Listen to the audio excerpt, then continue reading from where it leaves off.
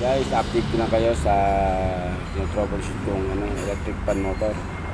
So, ito sa AC cord nya, yung may electrical tape kanina na basa ng langis. Dito pa sibulang may static.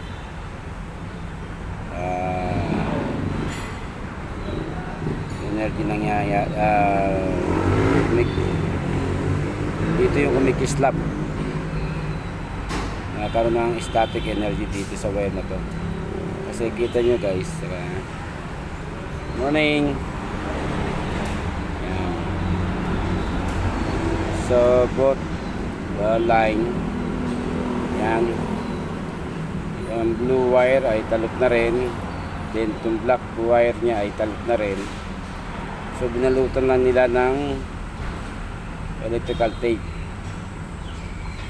So dahil sa nabasa siya ng oil, so nagkakaroon ng static siya sa loob. So yung kuryente tumatalo sa kabilang line, line ng wire, kaya yun na kakaroon ng may nangangamoy sunog. Kasi makikita nyo guys yung pinaka cover ng nakabalat ng wire ay sunog na siya. Yan.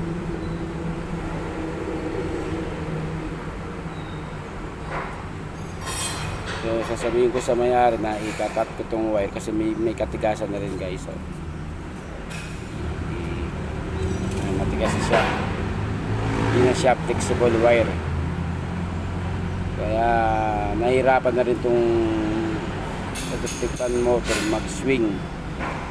Kaya yung gear niya, swing gear niya sa likod ay umiinit agad. Kaya yung grasa niya ay natutunaw at lumalabas.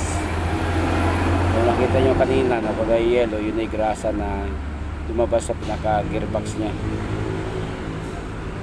So possible niya na ay tumatigas na wire nito, hindi na siya flexible, hindi na siya naglalaro, kaya yan, versado yung motor. So yan guys, ang nakita ko, naputol yung isang line ay open na siya. Tapos yung blue wire, kita nyo talot na siya. So kailangan sa bahay ko ito gawin dahil wala akong dalang tools, wala akong soldering iron, wala akong dalang tester. Kaya yung tester ng aming mekaniko ay ginagamit pa. So hindi pa mahiram ngayon. Kaya sa bahay ko na lang gagawin to. Assignment ko to.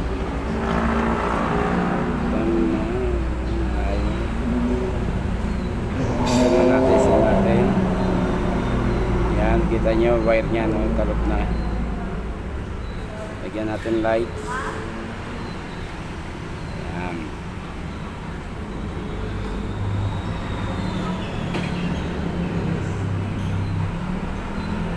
Pasensya na kayo kung medyo magalaw yung video ko dahil ako hawak ko yung cellphone. Yan. Sana hindi nag-open ng thermal fuse nito, dahil kung nag-open to, babaklasin ko yung motor para palitan ng thermal fuse. Hindi ko na masabi sa inyo kung open yung thermal fuse dahil wala tayong tester. Kaya pinakita ko lang sa inyo na yung wire nya, yung AC cord wire nya ay talok sa may malapit sa motor. Binalutan nila ng electrical tape pero basang-basa sa langis, kaya yan umuusok yan guys. Thank you at pinakita ko lang sa inyo kung ano yung naging resulta ng aking pagta-troubleshoot.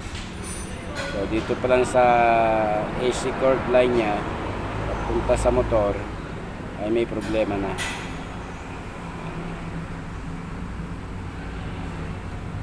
Ito nya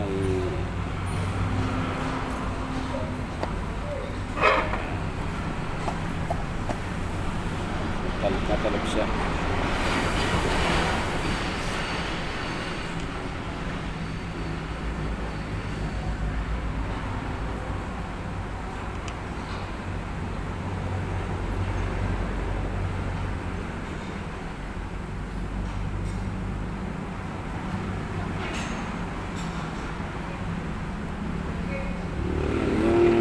copper yan, lumabas na copper sa wire niya, sa coating sa coating ng wire.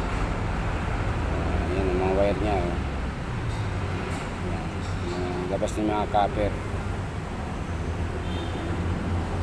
Okay guys, thank you for watching at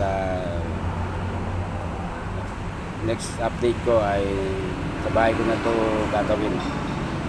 Puputulin ko, kakating ko na itong wire na to. So, kasi sobrang tigas na siya, oh. Hindi na siya flexible.